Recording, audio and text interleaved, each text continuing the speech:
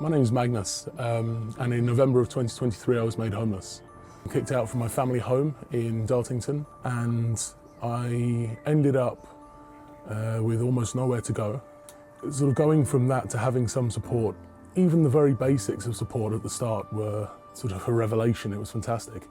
I ended up at the YMCA, and they sort of really made a space for me to fit in.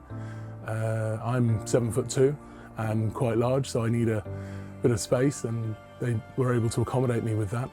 They even built me a bed out of some pallets, I admit, and chucked 3 double mattresses on top, but it certainly worked for the time I was here, and I have no complaints about it. Coming here and having some support and access to outdoors as well is incredibly important for me.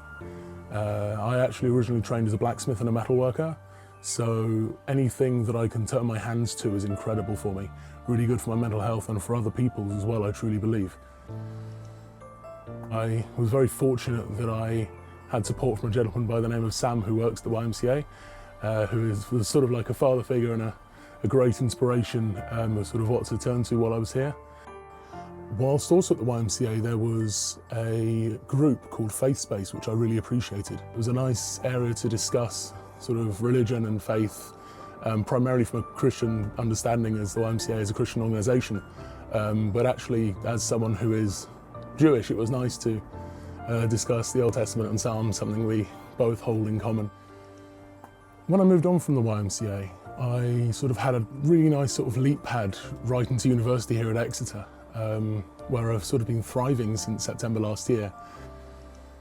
A couple of months after I left, I started volunteering. I sort of felt that I needed to help those who would help me. So I think it's sort of not just the good thing to do and the right thing to do, but a thing which I can enjoy doing. I've always enjoyed helping people, and sort of Sam showed me that that doesn't always have to be, sitting down in a small room in an office. That can also be out here and sort of, making some space for people to, work out their anger or just work on their sort of creative spirit. And I think everyone has a bit of creativity in them, and whether your art is drawing or pottery or blacksmithing, it's just sort of a case of deciding and giving it a go, and sort of making room for people to go and try it is half of the battle.